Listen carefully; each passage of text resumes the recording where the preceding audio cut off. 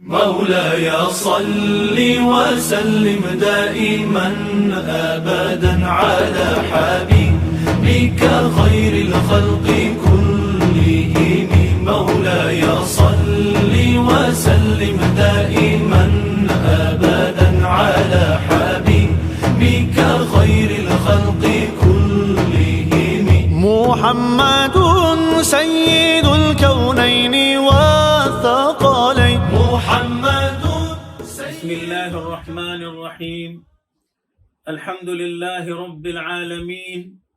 والصلاة والسلام على سيد المرسلين وعلى آله وصحبه أجمعين. أما بعد، قال الله تبارك وتعالى في كتابه العزيز بعد أعوذ بالله من الشيطان الرجيم: وما أرسلناك إلا رحمة للعالمين. محترم ناظرین، مرکزی خلیفہ جماعت المسلمین بھٹکل کی طرف سے سیرت النبی صلی اللہ علیہ وسلم کی مناسبت سے جو سلسلہ وار دروس کا نظم رکھا گیا ہے، اس میں مجھے عنوان دیا گیا ہے مدینے میں داعی اور دعوت کا والہانہ استقبال. اس موضوع میں آنے سے پہلے ضروری ہے کہ مدینۃ المنورہ ہجرت سے پہلے اور استقبال سے پہلے کیا واقعات پیش آئے تھے، یا وہ کون سا پیش خیمہ تھا جس کے نتیجے میں ہجرت کا سفر ہوا. سن 10 نبوی میں ایک طرف آپ کے چچا ابو طالب کا انتقال ہوا، دوسری طرف آپ کی زوجہ حضرت خدیجۃ الکبریٰ رضی اللہ تعالی عنہا کا انتقال ہوا، تو کفار و مشرکین کی طرف سے اذیتیں اور تکلیفیں بڑھنے لگی اور قریش کو بہت زیادہ پریشان کرنے کا سلسلہ شروع ہو گیا. تو حضور اکرم صلی اللہ علیہ وسلم نے سب سے پہلے طائف کا سفر کیا، اور طائف میں جانے کے بعد بھی وہاں پر بھی دیکھا کہ اس دعوت کا نہ استقبال ہو رہا ہے، نہ داعی کا استقبال ہو رہا ہے، بلکہ جو کیفیت مکۃ المکرمہ میں تھی اس سے بھی بدتر صورتحال کا سامنا طائف کی سرزمین میں کرنا پڑا، جس کے نتیجے میں نبی اکرم صلی اللہ علیہ وسلم واپس مکۃ المکرمہ تشریف لائے. اور اسی سن 10 نبوی کا عرصہ تھا کہ مینا میں حضور اکرم صلی اللہ علیہ وسلم حج کے موسم میں اس نیت سے چلے گئے کہ وہاں پر جو کچھ قبائل آتے ہیں ان پر محنت کی جائے اور ان کے سامنے اسلام کو پیش کیا جائے. تو رات کا وقت تھا، مینا میں آپ قیام فرما تھے. کچھ افراد سے ملاقات ہوئی، ان کے پاس آپ نے پیش کی اپنی دعوت اور اسلام کی دعوت، اور بتایا کہ میں نبی ہوں. چونکہ یہ مدینۃ المنورہ سے آئے ہوئے لوگ تھے اور وہاں پر یہودیوں کے ساتھ وہ رہ چکے تھے، اور ان کے ساتھ رہنے سے انہیں آسمانی کچھ کتابوں کا علم بھی ہو چکا تھا، اور یہودیوں کی زبانی وہ سن بھی چکے تھے کہ ایک نبی آنے والا ہے جو اس سرزمین میں آئے گا. تو انہوں نے اس خواہش میں کہ ہمیں سبقت حاصل ہو ان کے ہاتھ پر اسلام قبول کرنے کی، قصہ مختصر یہ کہ اس وفد نے اللہ کے رسول صلی اللہ علیہ وسلم کے ہاتھوں پر کلمہ پڑھا اور انہوں نے اسلام کو قبول کر لیا. اس میں خاص طور پر جو 6 لوگ تھے، اس میں ابو الہیثم ابن تیہان تھے، اسعد ابن زرارہ تھے، عوف ابن حارث تھے، رافع ابن مالک تھے، قطبہ ابن عامر تھے اور جابر ابن عبداللہ تھے. اور پھر یہ چلے گئے اور انہوں نے کہا اگلے سال ہم پھر آئیں گے اور کچھ لوگوں کو ساتھ لائیں گے. تو پورا سال گزرا اور نبی صلی اللہ علیہ وسلم کے دلوں میں دل میں یہی تڑپ اور تمنا تھی کہ سال ختم ہو اور کب یہ موقع ہمیں دوبارہ نصیب ہو. اگلا سال آیا. 11 نبوی میں جو وفد پہنچا دوبارہ وہ 12 افراد پر مشتمل تھا، جس میں سے 5 وہی تھے اور اس کے علاوہ 7 دوسرے تھے. اس میں آپ صلی اللہ علیہ وسلم کے ہاتھوں ان 12 نے اسلام قبول کیا اور اس وفد نے اللہ کے رسول صلی اللہ علیہ وسلم کی خدمت میں درخواست کی کہ ہمیں آپ کسی معلم کو ہمارے ساتھ بھیجیے کہ جو ہمارے پاس آ کر دعوت کا کام کرے اور پھر اگلے سال ہم پھر کچھ اور لوگوں کو اپنے ساتھ لائیں. تو اللہ کے رسول صلی اللہ علیہ وسلم نے داعی اور معلم بنا کر حضرت مصعب ابن عمیر رضی اللہ تعالی عنہ کو روانہ فرمایا. تو مدینہ منورہ میں جو در حقیقت داعی کا استقبال اور دعوت کا استقبال ہوتا ہے وہ در حقیقت منی ہی سے شروع ہوتا ہے اور اس بیعت عقبہ اولی جس کو کہتے ہیں یہاں سے اس کا آغاز ہو جاتا ہے. تو پہلے مدینہ المنورہ کے لوگوں نے دعوت کا استقبال کیا، دعوت کو گلے لگایا اور حلقہ بگوش اسلام ہو گئے. پھر اپنے ساتھ ایک داعی کو بھی انہوں نے لیا، ایک معلم کو لیا اور پھر وہ واپس مدینہ المنورہ چلے گئے. اگلے سال یعنی 12 نبوی کو ایک روایت کے مطابق 72 اور ایک روایت کے مطابق کل 74 لوگوں نے اللہ کے رسول صلی اللہ علیہ وسلم کے ہاتھ پر بیعت کی، جس بیعت کو بیعت عقبہ ثانیہ کا نام سے یاد کیا جاتا ہے، جس بیعت میں 2 عورتیں تھیں اور باقی 70 یا 72 نوجوان صحابہ تھے. پھر یہ چلے گئے لیکن جاتے جاتے اس پر اصرار کر کے چلے گئے کہ اب آپ مدینہ المنورہ تشریف لائیے، وہاں پر آپ کے لیے میدان کھلا ہے اور دعوت کے لیے میدان کھلا ہے، وہاں پر ہم داعیوں کے استقبال کے لیے تیار ہیں. اس کے بعد نبی اکرم صلی اللہ علیہ وسلم نے حضرات صحابہ رضوان اللہ تعالی عنہم اجمعین کو اجازت دی. پھر صحابہ چلے جانے لگے، عورتیں بھی چلی جانے لگی اور مرد بھی چلے جانے لگے، اور وقت آیا کہ اللہ کی طرف سے حکم ہوا کہ نبی اکرم صلی اللہ علیہ وسلم کو ہجرت کرنے کا. آپ نے بھی پھر اس کے بعد ہجرت فرمائی، اور ہجرت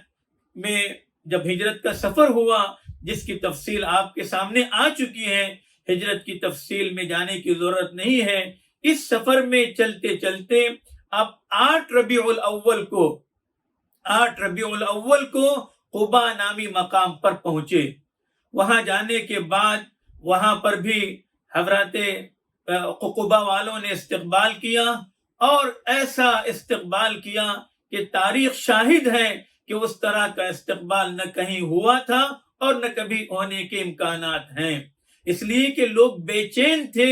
اس نبی کے آمد کے اور اس مہمان کے آنے کے کہ جس کا وہ سالہ سال سے انتظار کر رہے تھے اور جس کے وہ منتظر بیٹھے ہوئے تھے. اور یہود مدینہ کے ذریعے سے یہ خبریں تمام قبائل میں پہنچ چکی تھی کہ ایک نبی یہاں پر برپا ہونے والے ہیں اور آنے والے ہیں. اسی مقام پر جہاں پر سب سے پہلے حضرت ابوبکر صدیق اور حضرت حضور اکرم صلی اللہ علیہ وسلم پہنچے تھے، پھر حضرت علی رضی اللہ تعالی عنہ بھی یہیں پر آ کر شامل ہوئے، اور 12 ربیع الاول کو یہاں سے یہ وفد روانہ ہوا جمعے کا دن. اور پھر روانہ ہوتے ہوتے جمعے کا دن بنو سالم کے محلے میں پڑا. وہاں پر اسلام کی پہلی جمعے کی نماز ادا کی گئی. اس کے بعد پھر یہ قافلہ آگے بڑھتا گیا. پھر جب جمعے کی نماز کے بعد جب یہ قافلہ آگے جانے لگا تو وہاں کے لوگوں نے بہت کوششیں کی اور اللہ کے نبی صلی اللہ علیہ وسلم کو یہاں پر روکنے کی کوشش کی، اور یہ کہا کہ ہمارے پاس آپ کے لیے ساز و سامان ہیں، آپ کے لیے ہتھیار ہیں، آپ کے لیے پورا بندوبست ہے، آپ یہاں سے نہ چلے جائیے. لیکن اللہ کے رسول صلی اللہ علیہ وسلم کو اللہ کی طرف سے آگے بڑھنے کا حکم تھا. آپ آگے بڑھتے گئے، ایک کے بعد دیگرے قبیلے کے جو سردار ہوتے وہ آپ کا استقبال کرتے جاتے اور آپ کو وہاں پر رکنے کی صلاح دیتے، رکنے کا مشورہ دیتے، لیکن اللہ کے رسول صلی اللہ علیہ وسلم یہ فرماتے کہ مجھے اور آگے جانے دیجیے، اور آگے جانے دیجیے۔ اس طرح سے آپ آگے بڑھتے جاتے۔ جب مدینۃ المنورہ اور خاص طور پر ثنیۃ الوداع کے پاس حضور اکرم صلی اللہ علیہ وسلم کی اونٹنی وہاں سے چڑھتے ہوئے گئی، اور وہاں پر جانے کے بعد جب دیکھا انصار نے، در حقیقت انصار وہاں پر آ کے روزانہ صبح آتے تھے، شام تک وہاں رہتے تھے کہ دیکھیں وہ نبی کب آئیں گے، لیکن اللہ کا کرنا یہ ہوا کہ وہ واپس جاتے تھے اور وہ نہیں آتے تھے، لیکن شام کے وقت جاتے جاتے کچھ لوگوں نے اور کچھ بچیوں نے دیکھا کہ نبی آ گئے اور اونٹنی آ گئی اور یہ قافلہ آ رہا ہے۔ اس وقت جس طرح سے والہانہ استقبال کیا ہے، تاریخ بتاتی ہے کہ اس طرح کے والہانہ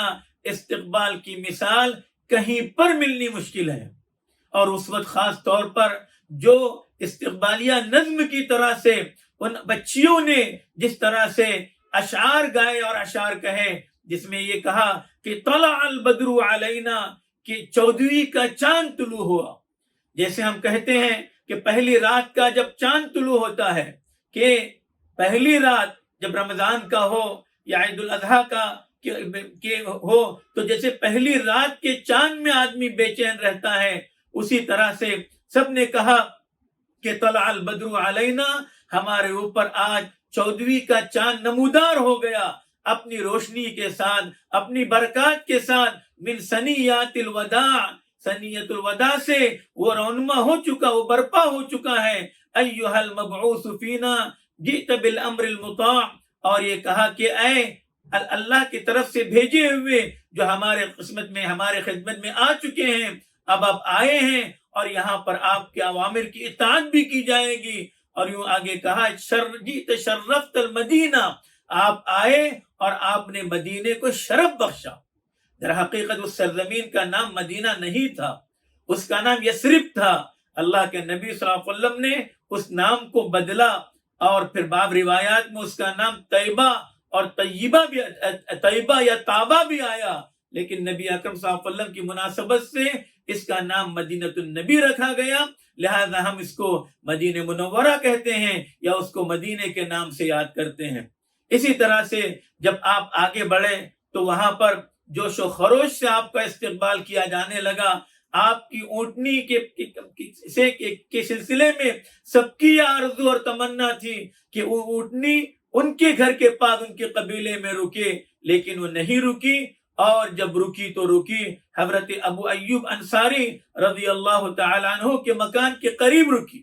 اور جس مکان پر رکی ہے یہ وہی مکان ہے، وہ یہی جگہ ہے جہاں پر مسجد نبوی کا ممبر ہے، اور اس جگہ پر رکی، اور حضور اکرم صلی اللہ علیہ وسلم نے اس جگہ کو متعین کر لیا کہ یہاں پر اب مسجد بنے گی، اور مسجد نبوی وہیں پر تعمیر کی گئی۔ پھر اس کے بعد جو اس کے سامنے جو مکان تھا وہ حضرت ابو ایوب انصاری رضی اللہ تعالیٰ عنہ کا تھا، ان کی قسمت چمکی، ان کا تعلق بھی اللہ کے نبی صلی اللہ علیہ وسلم کے قبیلے سے تھا، حضرت عبد المطلب سے تھا، لہذا ان کی بھی خواہش یہ تھی کہ اسی قبیلے میں قیام ہو۔ اللہ نے وہیں پر اس اونٹنی کو بٹھایا اور وہ اونٹنی بیٹھی، اور اللہ کے نبی صلی اللہ علیہ وسلم نے حضرت ابو ایوب انصاری کے مکان میں قیام فرمایا۔ آپ نیچے قیام کرتے تھے اور وہ اوپر قیام کرتے تھے، لیکن جس طرح سے والہانہ استقبال کیا گیا، اور اسی کے ساتھ بنو نجار کی جو عورتیں، جو بچیاں یہ کہتی تھی کہ نحنو جوار من بنی النجاری یا حبذا محمد من جاری، کہ ہم بنو نجار کی عورتیں ہیں، اے خوش قسمت کہ محمد صلی اللہ علیہ وسلم ہمارے بہترین پڑوسی ہیں۔ پھر اس کے بعد ایک تو دائی کا استقبال یہاں پر ہوا، دعوت کا استقبال ہوا، اور انصار اور مہاجرین کے بیچ میں جس طرح سے آپسی تعلقات بنے، چونکہ مدینہ المنورہ آئے تھے